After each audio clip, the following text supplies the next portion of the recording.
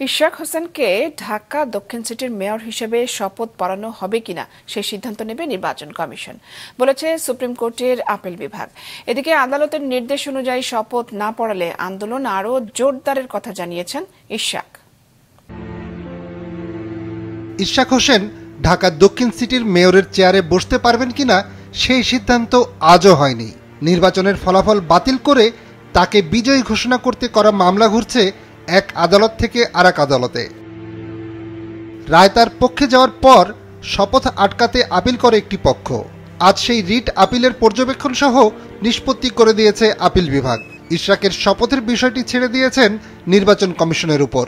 নির্বাচন পরিচালনার বিষয় সম্পূর্ণ স্বাধীন, সে সংবিধান দ্বারা পরিচালিত হবে। তিনি সংবিধানের সীমারেখার মধ্যে কাজ করবেন, এই জন্য তাকে কারো দ্বারস্থ হতে হবে না। ইশরাকের আইনজীবীর দাবি, এই আদেশের পর শপথ না পড়ালে আদালত অবমাননা হবে। সরকার তো আইন অনুযায়ী দেশ চালাবে। যদি শপথ না দেয় সরকারের পক্ষ থেকে, তারা আইন মানে না, আইনের ব্যর্থ ঘটাইছে, এটা জনসমক্ষে চলে আসবে। তাই সরকার কিন্তু অনেকভাবে ক্ষতিগ্রস্ত হবে। আর নির্বাচনী ট্রাইব্যুনালের রায়ের বিরুদ্ধে ইসি আপিল না করলে আবারও আইনি পদক্ষেপ নেওয়ার কথা জানান রিটকারী আইনজীবী। আমরা আশা করব ইলেকশন কমিশন যথাশীঘ্র এটার বিরুদ্ধে আপিল দায়ের করবে। আর যদি ওনারা আপিল দায়ের করতে ব্যর্থ হয় তাহলে আমরা আবার আইনগত ব্যবস্থা নিব। তারপরও ইশরাক মেয়র পদে বসার সুযোগ পাবেন কিনা কোনো পক্ষের আইনজীবীদের বক্তব্যই স্পষ্ট হয়নি। নির্বাচন কমিশন সার্বিক বিবেচনা করে তারা গেজেট প্রকাশ করেছে।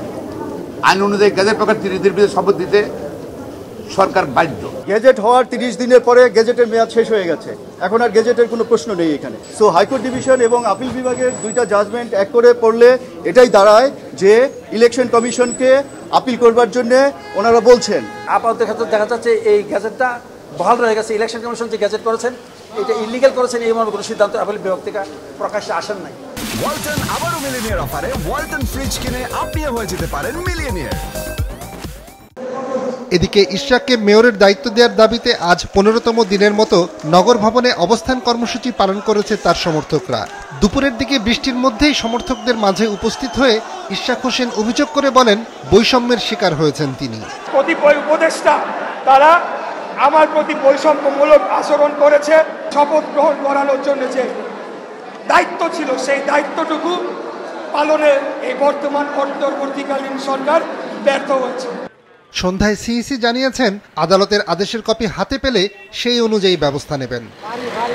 নিয়াজ মোর্শেদ, মাছরাঙা সংবাদ, ঢাকা।